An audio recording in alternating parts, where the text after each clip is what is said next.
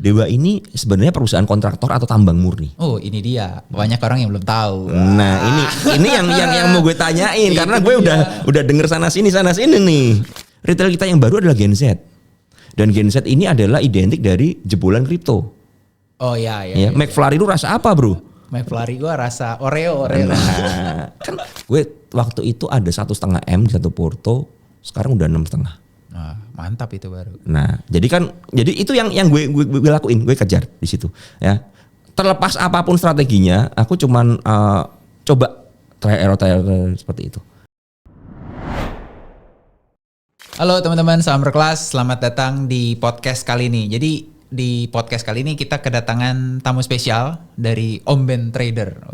Ini nama aslinya Om Ben Trader bukan sih, Om? Kita anggap itu nama asli. Oke, jadi di akte lahir namanya Ben, terus nama belakang Trader. Trader, iya, karena memang DNA udah dilahirkan dari bayi harus make money in the market. Lo langsung pas lahir aja langsung baca chart ya? Pas lahir, oweknya, ada chart ya? Ada chart ya kan, ada chart gitulah kira-kira. Gila, luar biasa. Om, gimana nih Om? 2025 gimana Om? Kita recap 2025 dulu. Menurut lu gimana Om 2025? Wah, so far so good lah. So far so good lah ya. Party lah ya. Party, terutama kuarter 3, kuarter 4. Kuarter 3, kuarter 4. Kuarter 4 kayaknya luar biasa ya. Iya, gue tuh Porto bullish gila-gilaan, ngebull itu mulai Agustus. Gila sih emang. Gue juga mulai Agustus gila, terus menggila lagi itu per Oktober, November, Desember. Iya. Itu gila. Duit. Sekarang nih Om, pertanyaan pentingnya. 2026 gimana nih Om lu lihat Om? 2026 potensi masih gede, menurut aku masih gede, market masih bull. Cuman problemnya adalah dengan market di atas dan gejolak geopolitik yang seperti ini, maka akan terjadi kocokan-kocokan yang bisa bikin trauma nih menurut aku. Ini traumanya trauma kayak 2020 orang dibanting keluar atau trauma yang cuman kayak 2025 menuju lebih tinggi lagi nih Om? Menurut aku market akan bergerak sideways tapi lebar. Sideways lebar. Nah ini yang menurut aku seperti itu. Jadi problemnya adalah buat teman-teman yang baru masuk nih. Ya kan kalau teman-teman yang udah mengalami dari gejolak market 2020, 2021, 2022 udah teruji. Udah kebal ya. Udah kebal. Ususnya udah kuat ya. Ususnya udah kuat. Nah buat teman-teman yang baru-baru nih, terutama aku lihat ini mulai banyak muncul orang-orang baru nih di market nih. Mulai seru nih. Gue juga ngeliat nih Om, di IG tuh lucu banyak yang gue nggak tahu itu siapa, tiba-tiba ternyata dia baru bahas saham, sebelumnya bahas apa nggak tahu, bahas saham tiba-tiba terus dia ngeluarin teori yang sebenarnya gampang sih ngitungnya. Cuman dia bahas kok jadi ribet. Jadi lucu ya. Kok jadi ribet, kok gue jadi bingung padahal ini gampang. Iya. Ya itu masalahnya gitu. Akan fenomena jadi gini. Market tuh kan ada siklus ya. Dari mulai market pesimis, ya mulai denial dan lain sebagainya, kemudian menuju naik ya dan mencapai euforia, dan menurut aku ada satu fase yang di atas euforia. Iya. Fase yang enggak emosional. Enggak irasional market. Is this the time? Yes. Okay. Udah mulai. Berarti harus hati-hati nih ya. Kalau hati-hati gini. Kalau hati-hati kita di market apapun juga kita harus hati-hati. Betul. Karena kan prinsip dari berinvestasi di semua market, saham, kripto, forex, apapun juga adalah menjaga risiko. Ya. Benar nggak? Setuju ya? Kamu setuju kan? Betul. Menjaga risiko. Mau seorang trader, investor, fundamentalis, teknikalis, semua adalah fokusnya kepada risiko. Nah, permasalahannya adalah orang-orang yang baru di market ini mungkin belum mengerti bagaimana cara menjaga risiko. Karena apa? Lagi di fase yang mulai euforia ke irasional. Jadi mulai terbuai. Iya, benar. Lu pernah lihat nggak ada orang masukin di garasi, masukin 1 aqua, terus keluar 2 aqua? Oh iya. Tiba-tiba sekarang seperti itu. Masukin banyak, hilang semua. Yes, market sekarang itu seperti itu. Dan yang dikhawatirkan adalah ketika nggak bisa jaga dan greedy, ya, ketika dia dorong semuanya, waktu nggak ada yang tahu. Tiba-tiba garasi nutup, hilang. Iya. Nah, itu soalnya ini tuh sebenarnya kalau buat orang yang awam mungkin nggak bisa lihat, tapi kalau kita yang udah ngalamin bertahun-tahun, kita sadar bahwa ini sebenarnya bisnis manage resiko kan. Betul. Gitu. Orang sadarnya bahwa enak banget loh. Mencet dapat duit. Iya, gitu kan? mencet. Enak ya Om Ben ya, gila ya, liburan mencet cuan ya kan. Kan enggak pernah tahu mencet cut loss, enggak ada yang tahu kan begitu kan. Iya, enggak ada yang tahu. Palang ngebul juga enggak tahu. Iya, parang ngebul enggak tahu karena marketnya lagi oke aja, mencet apa aja rasanya cuan. Benar. Ya ini mungkin satu pelajaran buat teman-teman yang baru mulai. Ini adalah bisnis memanage resiko. Jadi ya yang dipikirin itu harus resikonya dulu ya, baru cuan ya Om ya. Betul, setuju. Saya sangat setuju itu. Iya. Nah Om, mungkin 2026 nih Om ya. Kan udah berapa lama nih? setengah bulan ya Om. Setengah bulan nih jalannya. Setengah bulan jalan. Kondisi market tadi lu sempat mention kayaknya kita bakalan lebih dikocok-kocok ya dibandingkan 2025 setengah tahun terakhir bullish gitu ya. Iya. Kalau lu ngelihat nih Om, langsung aja lah ya, basa-basi amat kok. Main apa kita Om? Trading apa kita Om? Waduh, kalau ngomong main jangan ngomong main lah. Nanti banyak orang yang komplain. Kita berinvestasi atau trading apa lah. Trading apa kita? Sama, jadi udah kelihatan semuanya ya kan. Tahun lalu kan tahunnya Pak PP, tahun ini kan Bakri ya kan. Ya sudah. Oke. Ya main, kalau ngomong dalam tanda kutip main apa ya itu aja. Ya saham-saham konglo pasti. Nggak ada yang lain kok. Jagoan siapa nih Om? Bakri dulu deh, kita dari Bakri. Kan ada Bumi, Dewa, Energi, lagi BNBR juga Bakri, BNBR, LT JJLE ya kan. juga Bakri. Mantap lah. Apa nih jagoannya Om? Iya, Bumi sama Dewa lah tetap. Bumi sama Dewa ya jagoannya. Kalau pilih satu lagi Om? Pilih satu lagi. Bumi atau Dewa? Bumi atau Dewa? Dikerucutin lagi. Sebenarnya yang underdog tuh Dewa. Kenapa tuh? Karena gini, kita ngerti bahwa secara teknikal ya, kita ngomong teknikal aja. Kalau teman-teman perhatikan teknikal terakhir aja, itu Dewa itu lebih sustain, lebih strong. Sama nggak tahu kenapa, ya kan? Dibandingkan Bumi. Ya mungkin karena Bumi alasannya ada Chengdong. Ya, Chengdong dengan broker YU kan. Mereka jualan terus dan sampai mereka masih jualan dan kita nggak ngerti karena udah di bawah 5%. Nggak kelihatan lagi sudah. Nggak kelihatan lagi ya. Kita kalau mau ya tinggal ngitung 4,9% itu berapa lot, YU jualan berapa. Nah itu di compare aja, dihitung aja. Ya estimate sampai habisnya berapa. Benar. Sedangkan Dewa ini kan barang yang pertama lebih dalam tanda kutip kurang liquid daripada Bumi. Ya kan? Lebih ringan ya. Tidak ada banyak seller ya. Karena semua orang fokusnya ke Bumi. Ya. Dan orang gini. Jadi biasanya dalam market itu orang ada satu yang memang dijagoin dan rame, orang lari ke sana semua. Ya kan? Herding behavior kan lari ke sana semua.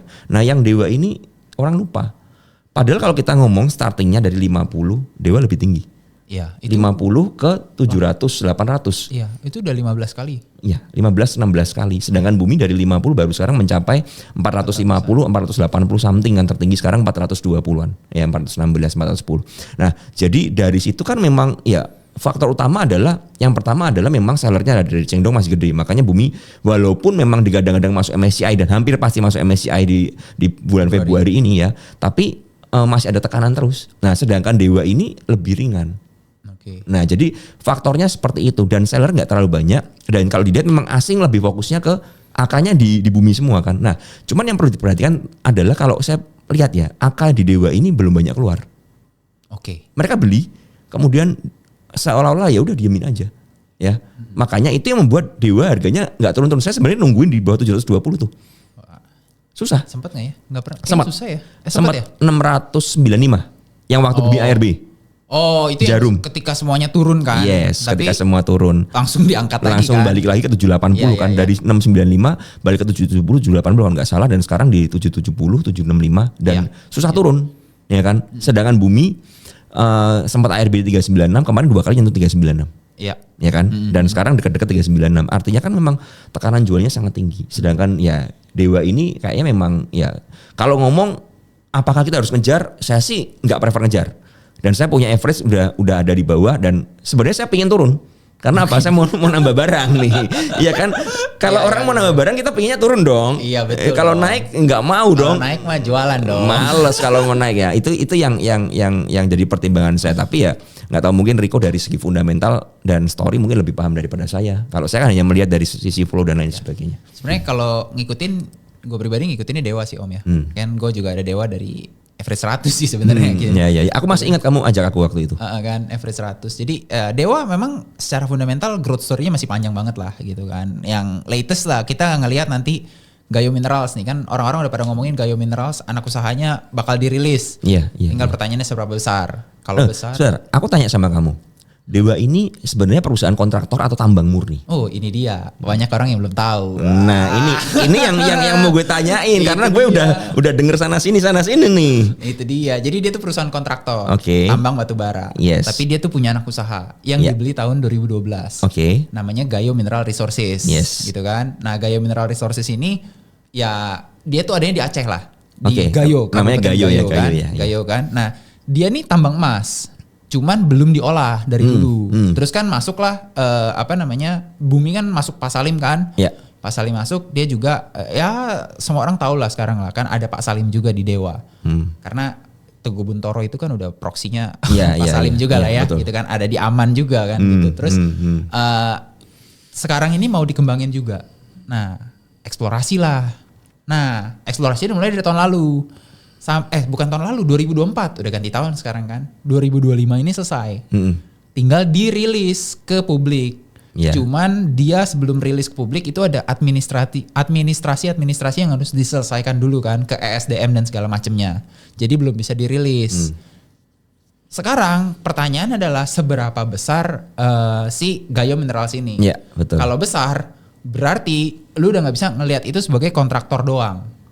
Kontraktor plus tambang. Nah, itu. Kalau lu ngelihat Dewa, ini secara fundamental ya, secara fundamental lu ngelihat kontraktor doang, terus nggak masuk akal harganya. Nggak masuk akal. Lu bilang ini kontraktor nih mau turnaround, itu udah basi. Ini udah mahal. Iya, udah overvalue sih. Udah overvalue, itu udah saatnya lu geser deh gitu. Nah. Harusnya kalau lu tesisnya itu lu harusnya udah jualan. Tapi kalau lu ngelihat Gayo Minerals nih kayaknya prospek nih. Nah, itu next game-nya. Tapi belum ada seberapa besar tambangnya, apalagi emas ya. Iya, belum ada berapa besarnya, dan emas itu biasanya bawaannya tembaga Om. Nah, padahal kita tahu emas dan tembaga sekarang lagi panas-panasnya nih. Itu dia. Nah, ini kalau dari si Dewa ya, Dewa gitu. Dan tadi kalau ngomong Dewa sama Bumi, mungkin dari segi technicalities-nya itu juga, kalau gue ngeliatnya gini Om, market cap-nya Dewa itu kan lebih kecil daripada Bumi ya, gitu kan. Ya, secara barang gue setuju lebih kering gitu ya, dengan segala cengdong dan segala macamnya. Waktu belum bergerak, Bumi itu kan kapitalisasi pasarnya juga lebih besar ya, jauh ya. Waktu di 50 tuh. Dewa itu kecil, market cap gak nyampe 5T waktu itu. Which is kalau ngomong kering pasti keringan si Dewa kan, gitu kan. Nah, satu lagi nih, Dewa tuh belum masuk indeks Om. Nah itu yang 45 aja belum ada dia. Iya, itu yang jadi sebenarnya jujur ya, ini disclaimer on juga. Gue bareng Bumi sama Dewa banyak di Dewa sebenarnya. Oke. Karena gue liatnya memang ada something wrong dengan Dewa, menurut ada tanda kutip ya. Karena yang tadi kamu bilang kalau perusahaan kontraktor doang harganya masa gila-gilaan begini, ya kan? Dan dia memang belum masuk indeks. Sedangkan Bumi ini terlalu ramai menurut aku sih jujur aja. Scalpernya kebanyakan. Jadi gue juga beli Bumi, cuman gue beli Bumi tuh ya udahlah keluarin dulu ya. Bumi kan orang pada bilang 500 merem lah katanya. Iya kan? Ya deket-deket kan. Ketinggalan aja kan, kalau orang ngomongin Bumi, gue juga punya. Gue juga punya nih, gue punya. Cuman ya udah buat ya punyaan aja lah. Tapi Dewa gue lebih serius di sana sih. Ya mungkin kalau gue lihat ke belakang ya, terakhir kali rebalancing LQ45, Bumi kan masuk tuh ya. Bumi masuk. Bumi tuh naiknya gila abis itu Om. Ya. Nah itu gue ngeliatnya, kalau Dewa masuk nih, bisa nggak nih ya? Jadi kayak Bumi. Ya. Gitu kan. Nah itu yang lebih kenceng lagi kan sebenarnya. Secara technicality sih itu yang gue lihat ya, gitu kan, dari si Dewa sama Bumi. Cuman ya balik lagi disclaimer on. Kalau gue sih banyak kan di mati nih Om, nggak bisa nyebut kok. Ada deh. Oke Om. Nah terus Om, kalau lu kan ya gue tahu lu trader, tapi kan trader ada banyak jenis ya Om ya. Ada scalping, ada swing, ada day trade gitu kan. Sebenarnya kalau lu tuh lebih demen di mana sih Om? Scalping, day trade, atau di swing gitu? Jadi gini, gue itu mempelajari ya market ya. Kalau kita ngomong teman-teman, kita pilih mana sih trading atau apa? Ditanyakan ke saya kembalikan lagi. Jadi gini, waktu awal mula saya bermula di market ya, saya murni trading. Karena apa? Gak ada duitnya. Duit saya kecil. Nah, duit saya kecil kayak kamu pegang hold, buy and hold. Misalnya Dewa di 100. Gila, gue cuma punya misalnya 100 juta dibuat suruh buy and hold. Dari berapa lama tuh kamu Dewa? Setahun. Gue dalam setahun dengan 100 juta daripada buy and hold, kalau gue pribadi gue mending puter. Ya. Lari sana sini. Itu yang gue lakukan dari pertama di pandemik sampai dengan mungkin 2022, 2023 kali ya. Nah, setelah kita punya aset ini semakin gede ya, kita mulai bagi, dan saya mulai bagi. Saya beberapa porto, ada yang porto lupa ya kan. Kalau saking banyaknya duit gini nih, lupa ya punya duit. Gue itu pernah posting, gue lupa punya Dewa di satu akun Kisi Sekuritas. Gue waktu itu beli di 500. Sisa uang gue tembakin dah, pokoknya gue bebai merem. Gue udah lama gak buka akun itu. isinya cuma PTRO, cuan sama Dewa berarti kan. Oke. Nah, gue penasaran dengan berapa persen nih PTRO sama cuan. Wah, cuannya nyusut nih. Gue lagi mikir nih cuan apa gue jual pindahin Dewa ya. Aku mikir begitu, lagi mikir kan. Cuman aku mikir, loh ada Dewa, gue lupa ada Dewa beneran. Nah, itu jadi kayak mulai bagi beberapa porto dan kalau kamu nanya sekarang aku posisi apa? Aku gini. Aku ada beberapa porto lagi, ada porto yang untuk swing, ada yang invest, ada yang lupa kayak tadi itu, ya kan? Dan ada 2 akun yang memang juga lupa, ya. Yang waktu itu saya udah sempat posting, tak isi CBDK semua. Ya, dari cuan, average 67, dari cuan banyak jadi hampir BEP dan cuan lagi dan ini kayaknya nggak tahu nih BEP atau enggak nih, ya kan? Ya udah itu gue bagi-bagi seperti itu dan yang mesti ketahui adalah porto-porto itu nggak mempengaruhi keadaan aset gue yang lain. Jadi ini udah gue alokasikan sana. Duit lupa lah ya. Ya duit lupa. Nah kemudian dari porto utama gue bagi lagi nih, bagi 3. Ada satu yang akun untuk trading, ada satu yang swing, ada satu invest. Trading ini berarti maksudnya day trade atau scalping gitu? Ada yang scalping, ada yang beli hari ini jual besok atau apa. Pokoknya momentum lah. Momentum trade. Ada yang, ini naik nih kenceng, ada yang pom-pom misalnya gitu kan. Gue ikutan beli langsung keluar tuh ada. 1% 2% keluar ya gitu-gitulah. Nah tujuan gue adalah begini. Gue itu orang yang karena aku kan bukan basicnya fundamental seperti kamu ya. Kadang-kadang setelah gue beli, gue nanya fundamentalnya apa? Karena gue gak ngerti. Ya kan gue kudu ada keyakinan dong untuk megang kayak CBDK gue pelajarin. Oh gue yakin ya gue pegang nih kan gitu kan. Iya kan? Lah kalau nggak yakin misalnya gue beli raja atau ratu, ini apa ini terus turun kan? Contoh ratu ke breakdown gue ada nyangkut ratu jujur. Ada nyangkut ratu di harga 11.000. Kalau nanya kenapa? Ya udahlah. Itu diomong FOMO juga termasuk FOMO. Tapi yang jangan dilupakan begini. Ketika gue menderita floating loss ratu di nominal tertentu ya, gue bisa ganti itu dari trading. Nah jadi trading gue ini compound. Someday kalau ratu fail, gue cut loss, gue bilang ya udah ngurangin profit. Jadi itu yang aku lakukan. Karena aku tahu kemampuan utama aku tuh bukan di invest seperti kamu, tapi kemampuan utama aku ada di trading, ya kan? Tapi karena aset udah berkembang nggak mungkin dong. Karena market juga lagi enak nih. Contoh ya kita orang-orang kan banyak tuh yang teman-teman baru yang buy and hold. Dan jangan lupa loh, sekarang orang tuh yang baru banyak berani buy and hold loh. Kemarin gue punya member, gue udah cut loss JGLE. Karena JGLE waktu di harga 18 itu dikocok-kocokkan, dia nggak cut loss loh bro. Sekarang 90 dia jual. Dia tuh modal kecil pokoknya, aku lupa modalnya berapa, dia cuma 320 juta. Oh ya? Jual di 90. Barusan DM gue, Om Ben thank you ya Om Ben, JGLE-nya. Gue udah lupa. Kalau gue pernah rekom JGLE karena gue juga cut loss waktu itu. Karena sellernya gede banget kan. Dan itu waktu FCA pertama di bulan Agustus. JGLE mau naik dihajar. Gue mikir gila ini seller gede, gue keluar dong. Gue keluar BEP loss 1 tick ya. Setelah itu gue gak sentuh lagi. Gue tadi yang lain lupa. JGLE udah tiba-tiba loh. JGLE 90. Wah. Iya kan? Nah itu yang terjadi. Retail sekarang itu punya kemampuan untuk buy and hold. Ini kayaknya sama kayak waktu gue tahun 2020 ya. Yes. 2020 tuh juga lu buy and hold di 2020 lu jadi kaya lu. Iya jadi kaya. Iya tapi kan? kalau lu lupa buy and hold terus, jadi balik lagi. Jadi gembel lagi lama-lama. Gue punya temen waktu itu punya 100 juta di top up terus sampai berapa ratus juta gitu ya. Ini teman deket gue nih. Gue kalau kemana-mana gue selalu ceritain dia. 100 juta di top up terus sampai 300-an juta, naik terus sampai 500 juta, tapi balik ke 100 juta. Sebenarnya jadi dia rugi dong 200 juta karena lupa jual. Iya, nah, retail sekarang tuh memiliki kemampuan seperti itu. Makanya aku melihat momentum market yang seperti ini. Aku itu tipikal orang yang harus ikut market. Market seperti apa? Aku switching, aku beradaptasi dengan market, ya kan? Nah, sekarang itu makanya aku berusaha kalau bisa buy and hold sebisa mungkin. Ya kan, gue tak kasih tahu ya, RLCO adalah kekecewaan gue yang terbesar loh, bro. Hilang barang ya? Bukan hilang barang bro. Waktu RLCO di harga 1.400, ya kan, gue lagi di Jepang kan waktu itu kan, gue dapat barang tuh, 5.000 lot. Wih banyak tuh. Banyak loh, 700 juta itu 5.000 lot kan, gue dapat 5.000 lot waktu itu. Sekarang udah 6.000 ya. Terus? Gue jual sekali arah.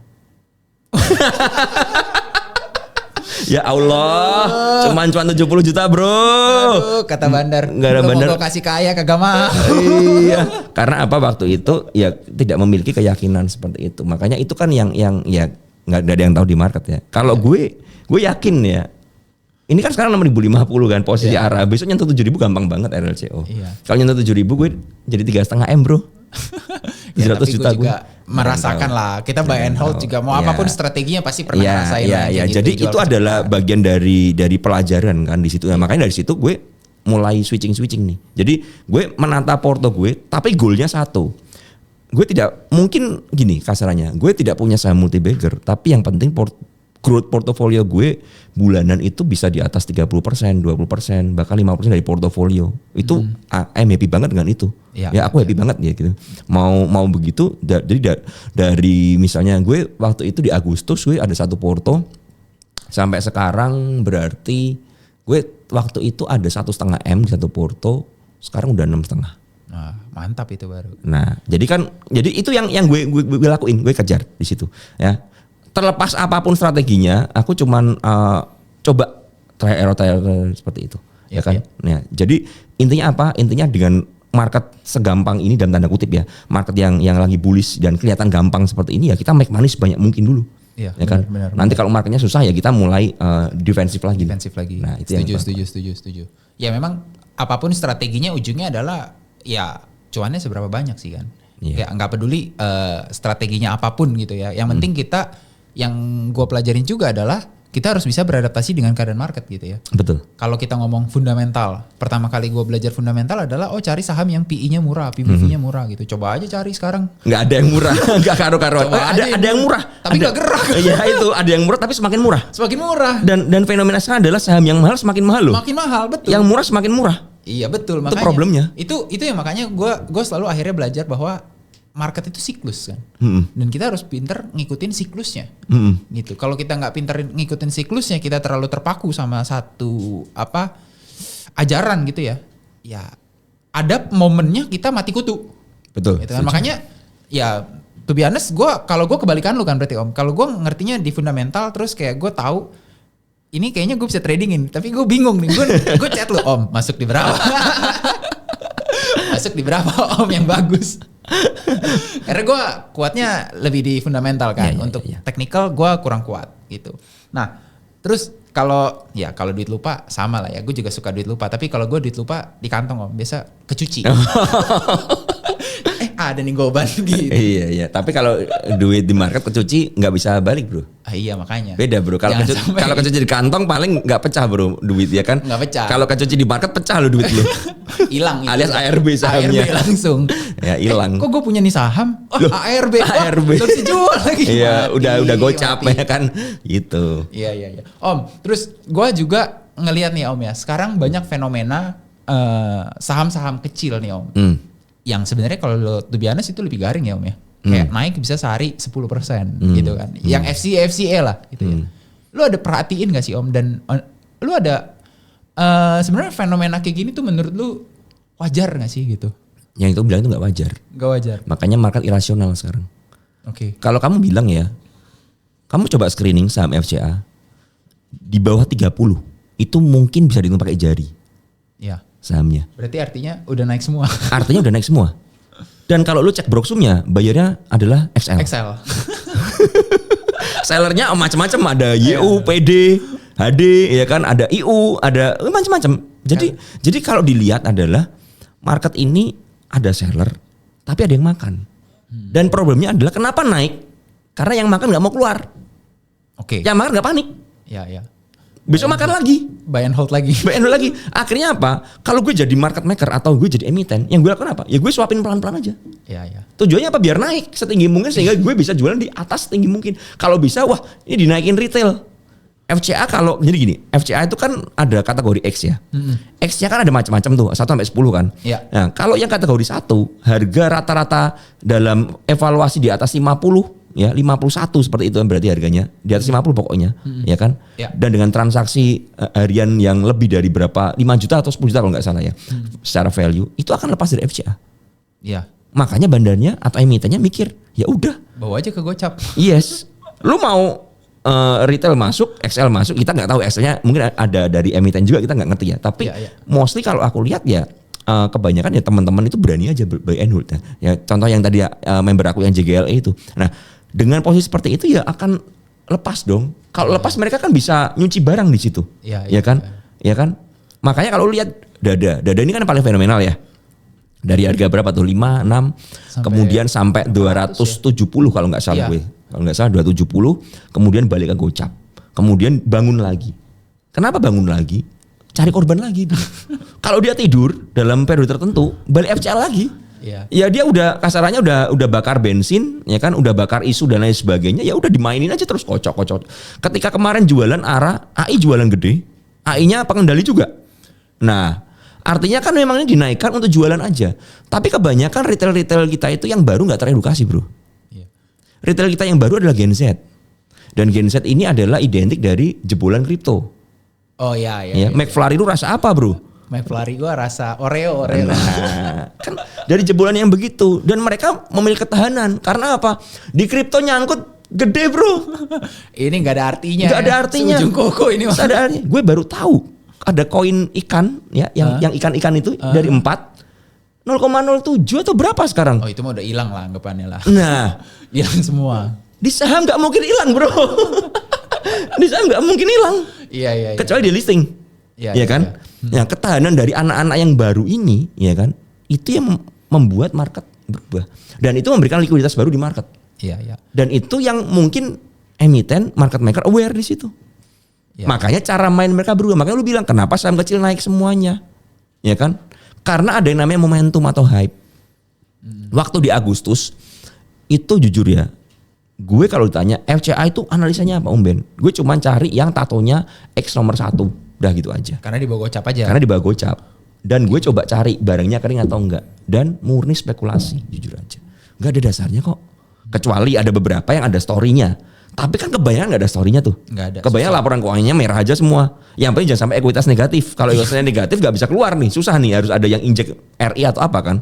Nah, gue waktu itu iseng ada beli satu saham namanya Tara. Di harga 12-13 kalau gak salah. Gue kan lihat, ini semua naik nih FCA. Kok gak naik ya? Over tebel nih. Gue hitung overnya berapa nominalnya ya. Gue cek Broksum. Gak ada seller nih retail. Gue coba makan semua overnya. Terus naik? ARA. Dan ARA sampai harga 60, bro. Tanpa gue apa-apain, tanpa gue ganjel bit. Oke. So paling gampang ya sebenarnya bisa, berarti kita retail juga kasarnya kita siram bensin dikit itu udah langsung terbakar. Karena apa? Ya? Ada yang namanya momentum. Iya. Karena apa? Yang lain naik semua. Waktu itu Agustus yang membuat momentum siapa? Dada. Iya. Dada momentum kan, naik semua.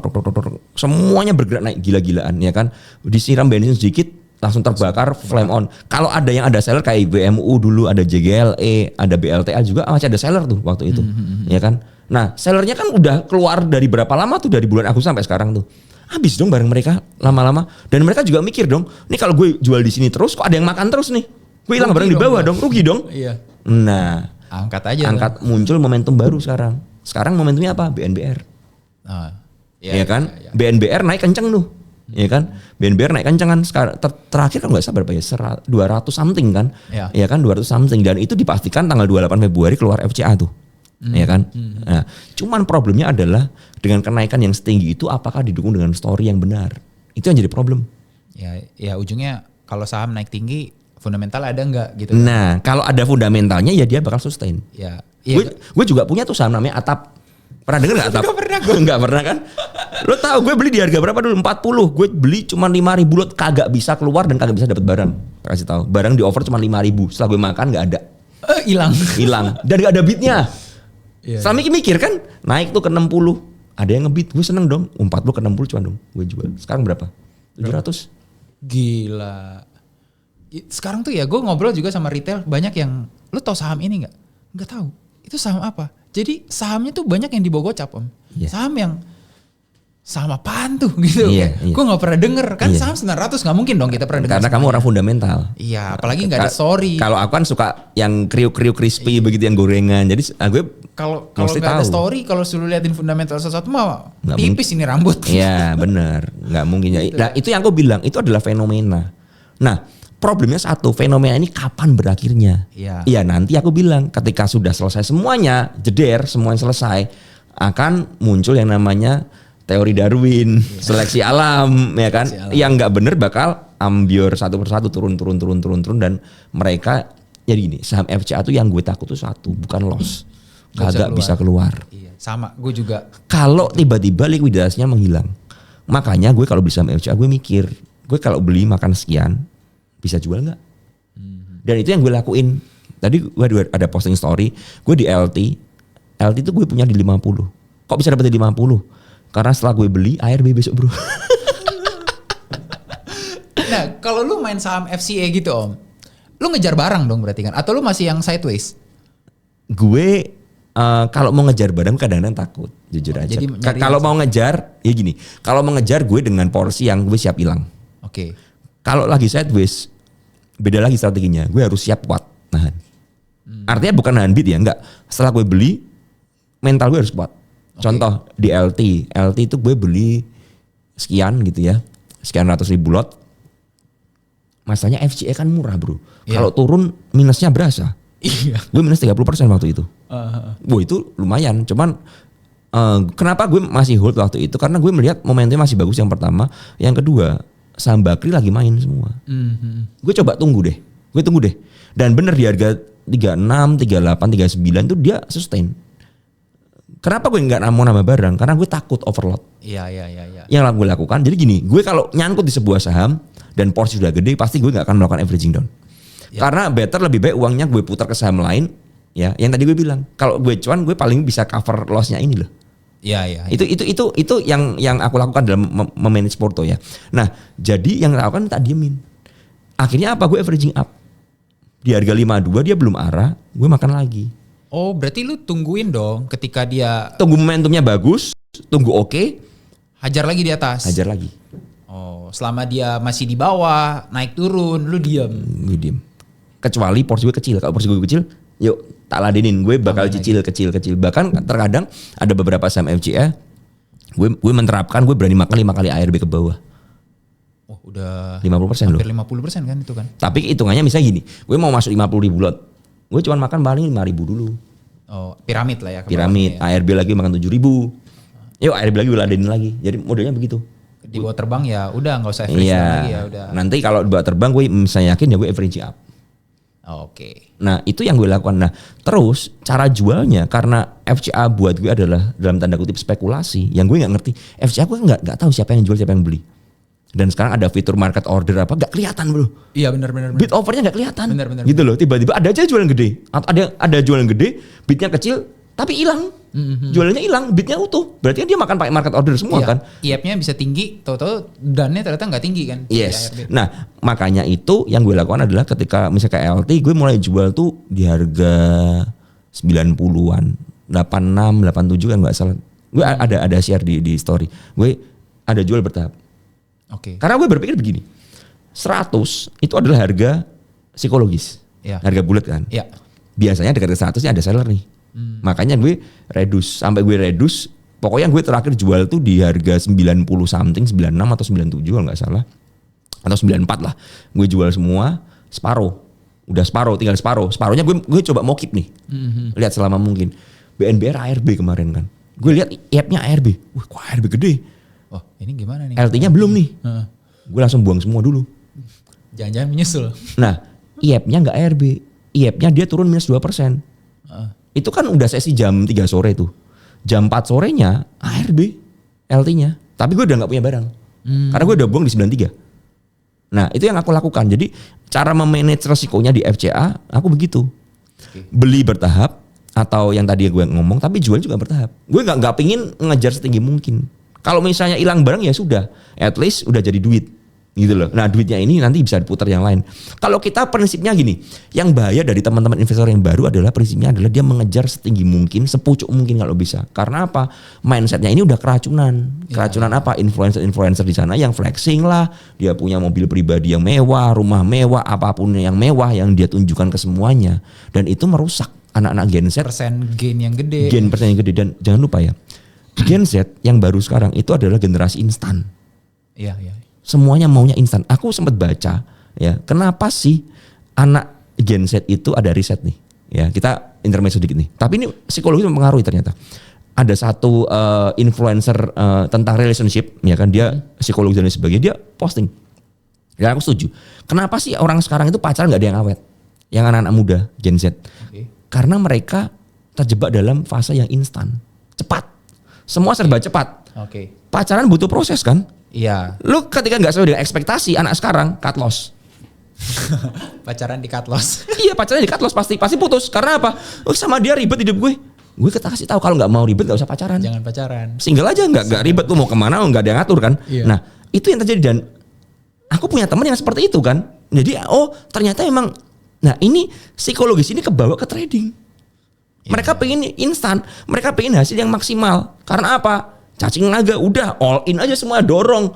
Nah kalau loss gimana? Pikir belakangan. Cacing naga larva keluar. Nah keluarnya mendingan larva. Kalau amuba, Iya, nah hilang kan. Dan jangan lupa mental seperti itu kalau nggak ngukur resiko itu bahaya. Iya, kan. Betul, nah betul, itu betul. akan membuat orang pensiun di mana, dan akhirnya market ini akan teracuni dengan istilah bener kan saham itu judi. Padahal yang membuat judi adalah orang-orang itu sendiri. Saham nggak judi, saham adalah analisa. Saham adalah bagaimana kita game of maintain resiko kan. Iya benar. Iya kan. Yang tadi kamu bilang juga kan. Nah itu yang menurut aku, dan akhirnya ya rusak semua. Iya. Karena ya ini kita harus menyadari dari demografi dari market kita adalah banyak Gen Z-nya ini sekarang. Iya. Setuju. Nah itu teman-teman yang mau main-main saham-saham tuyul. Kalau gue tuh nyebutnya saham tuyul Om. Saham tuyul. Saham judi, saham tuyul. Gue bilang kayak nih. Saham tuyul nih Bang. Jangan salah loh, saham tuyul gue itu yang bikin porto gue 1,5 M jadi 6 M tuh saham tuyul. Loh ya justru itu tuyul emang fungsinya ngebawa kita duit. Tuyulnya itu bener.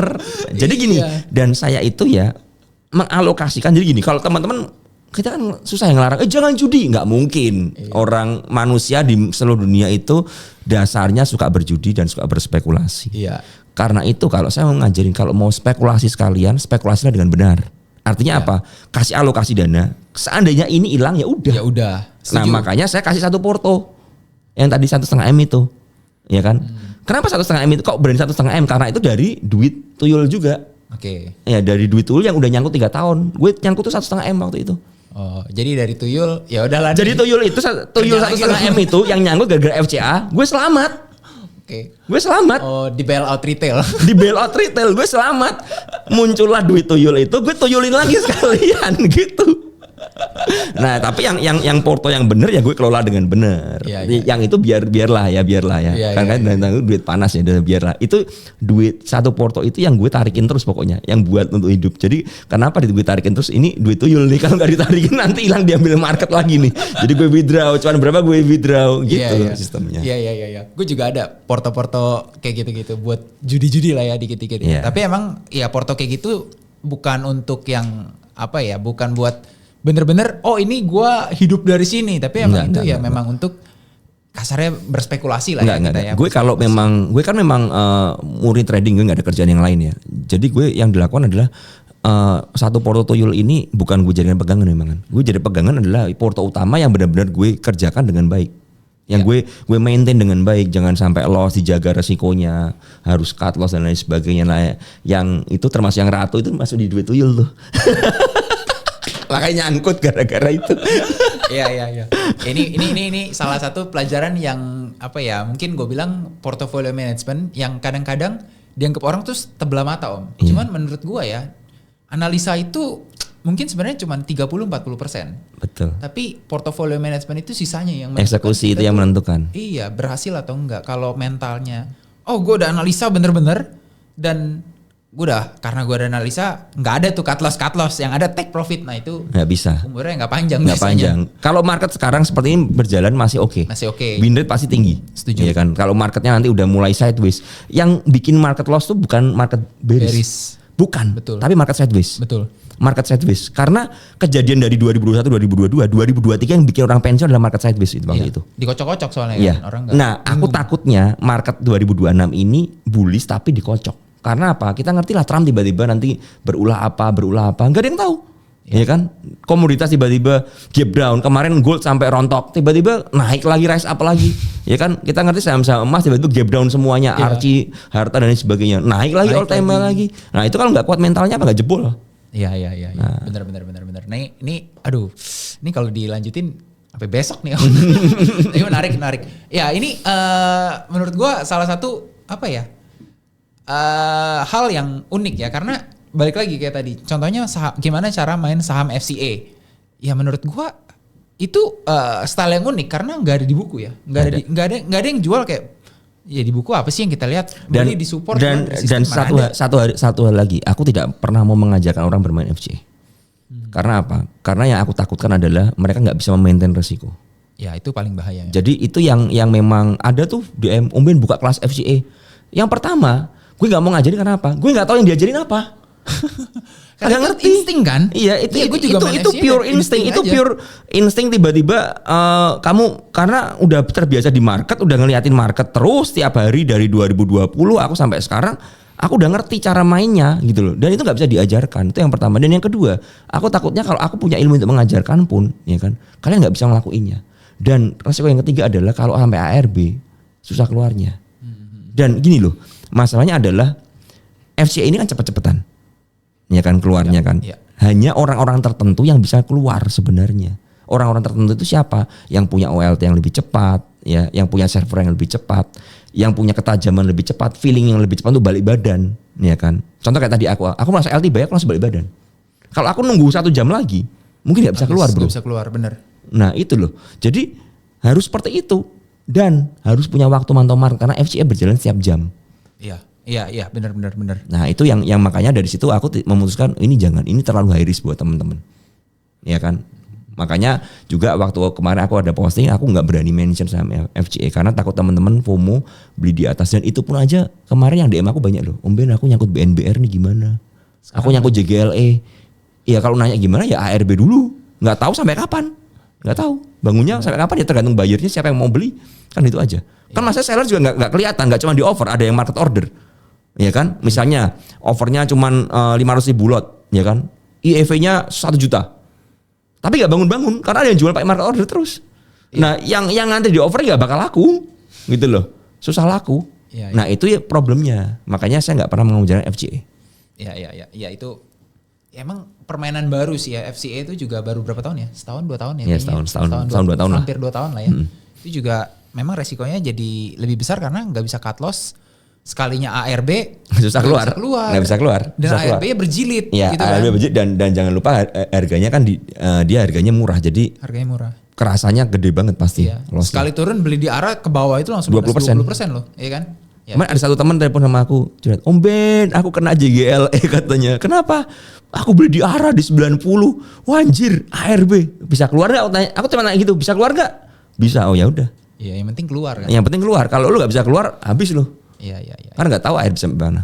Iya. So kita main yang bener-bener aja lah ya. Ya, kalau aku selalu mengajarkan yang normal-normal aja. Yang tuyul-tuyul itu ya buat konsumsi pribadi aja. Kalau yang bener-bener balik lagi ke, kalau lu berarti pandangannya masih ke Konglo dan komoditi mungkin. Kalau lu lihat komoditi lah ya. Komoditi dan gini. Jadi ada beberapa saham yang punya kepentingan.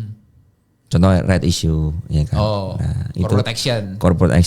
Corporate action itu kan nggak melulu cuman tidak melulu cuman sektor-sektor komoditas. Iya. Yang terakhir sekarang yang ada kan kayak Inet.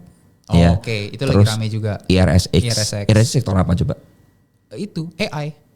Nggak jelas, nggak tahu itu kan jualan tiket atau apa kan? Iya. Tapi ada yang injek kan, ada kepentingan injeknya RI-nya gede juga kan. Nah itu kayak contoh RI Pack. Ya. Kemarin ada yang share kupon R-nya cuman berapa ratus juta, ya kan begitu. Itu kan nggak ada yang tahu gitu loh. Itu ya nggak tahu gimana cara mainnya, gitu loh. So tematik lah ya, tahun ini tematik, nggak bisa ngomong sektor mana aja. Mungkin kalau sektor berarti tadi cuman dari komoditas mungkin ya yang menarik. Karena reasonnya adalah geopolitik aja nggak menentu. Kalau geopolitik nggak menentu, yang naik siapa? Komoditas sudah pasti, nggak mungkin nggak. Kan komoditasnya yang paling nggak naik adalah batu bara mesti. Yang paling menderita batu bara karena industri bakal turun kan. Konsumsinya bakal turun, ya paling dia dibutuhkan untuk pembangkit listrik aja kan. Cuman kalau yang pasti naik kan jelas emas. Ya. Dan sekarang rare mineral ini lagi nggak tahu kenapa jadi booming banget gitu loh. Ya mineral soalnya kita produsen terbesar nikel kan misalnya. Itu RKB-nya di-cut gitu kan. Jadi orang nggak bisa produksi. Terus kalau tembaga Grasberg kan Freeport nggak bisa produksi. Di Chili itu tambang besarnya juga nggak bisa produksi. Jadi ya masalah-masalah kayak gitu. Supply and demand ya. Supply and demand kan makanya. Kalau seandainya nanti perang mungkin oilnya naik. Iya, oil naik. Tapi kalau batu bara kita tuh di-cut juga. Di-cut juga ya. Ya, jadi kalau seandainya nanti ada produksi dari China turun atau demand kayaknya susah sih. Kalau produksi Cina turun mungkin juga batu bara main. Iya. Tapi gue tanya satu hal lagi. Indi menurut lu ada relate sama emas ya? Kayaknya dengar-dengar ada relate sama emas. Makanya dia naiknya kan irasional juga. Iya, Indi tuh ada ini kan project apa ya, gue lupa namanya. Intam kalau gue Intam tuh punya cuan ya. Dia punya cuan. Indi tuh ada tambang emas. Gue lupa nama projectnya apa. Itu lagi di develop. Nah makanya itu reasonnya Indi jalan. Iya. Indi kan satu-satunya saham batubara yang jalan. Iya, karena ada emasnya. Ada emasnya. Jadi orang udah ngeliat emasnya daripada batu bara. Betul. Nah saham batubara yang lain kayak PTBI, TMG nggak jalan. UNTR aja yang paling naik pelan-pelan dari 20 ke 30 ribu doang kan. Iya. UNTR doang lah kalau batu bara, sisanya ya belum lah. Indi gue rasa sih karena itu. Harum naik juga gue rasa karena nikel sih kemarin. Ya nikelan. Cuman yang murni nikel kayak NCKL sama Inco sama DKFT lebih kenceng. Iya lebih kenceng karena pure play kan. Iya. Ya itu menarik. Udah habis Om waktunya Om. Ya udah. Aduh kalau dilanjutin kalau ngobrol sama Om Ben bisa sampai besok. Nanti lah kita ngobrol-ngobrol lagi. Boleh. Thank you buat Om Ben nih udah datang ke sini, udah sharing-sharing 2026. Semoga sukses selalu Om. Amin. Semoga teman-teman juga cuan terus ya. Kita doanya gitu aja. Oke, amin. Thank you buat teman-teman yang udah nonton. Udah berapa lama nih? Hampir sejam lah ya kita podcast di sini. Semoga cuan semua. Sampai ketemu di podcast selanjutnya. Bye-bye.